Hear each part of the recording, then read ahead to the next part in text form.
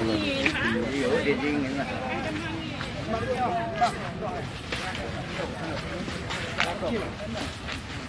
Koci Tinggal di Padukon dah. 2 lembar aja. Enam je.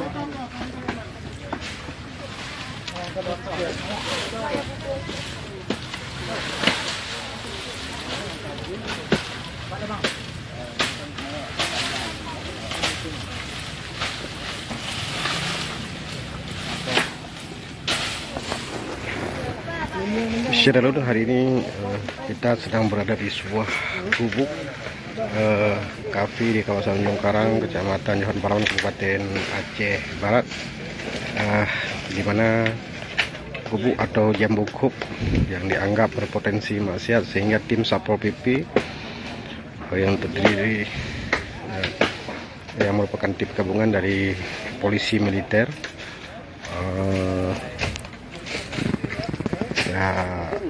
TNI, Polri ikut bersama, termasuk pihak desa dan kecamatan ikut serta dalam melakukan pembongkaran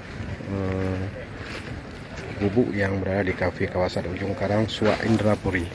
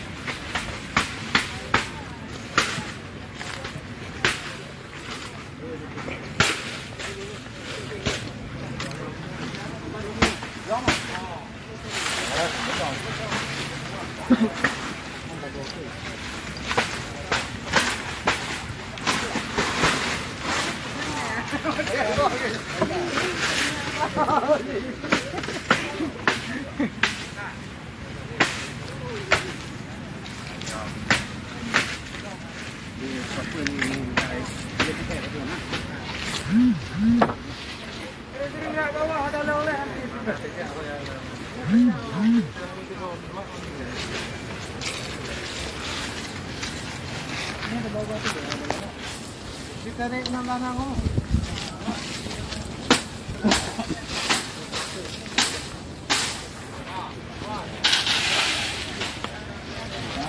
Tadi ya.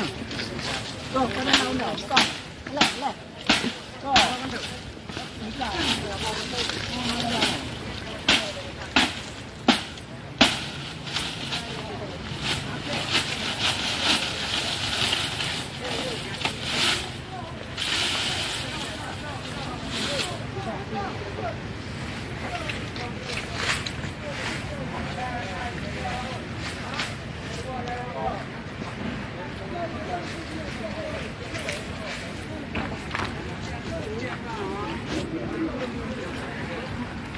Kalau siap anak.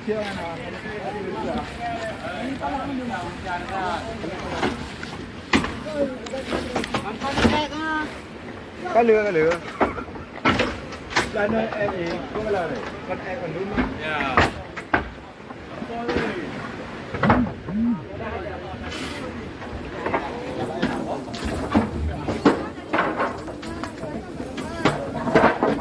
Saudara, ini sepanjang pantai atau kafe saat ini masih terus berlangsung dilakukan pembongkaran.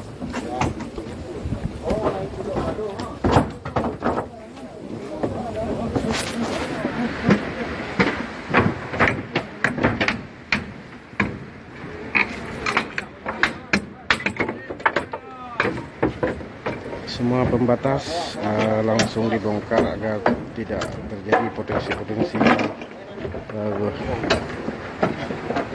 yang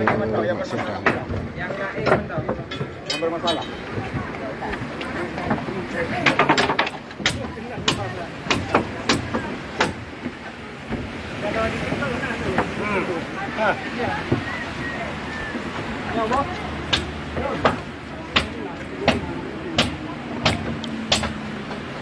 Demikian saudara yang kita lihat aksi pembongkaran yang dilakukan oleh Satpol PP dan WHJ Barat yang dibantu oleh pihak kepolisian, TNI dan Polri, pihak kecamatan termasuk pihak desa di Kampung Suwa Indrapuri, Kecamatan Johan Palawan, Kabupaten Aceh Barat. Jadi semua warung yang dianggap tersembunyi dari pandangan umum maka semuanya akan dilakukan pembongkaran.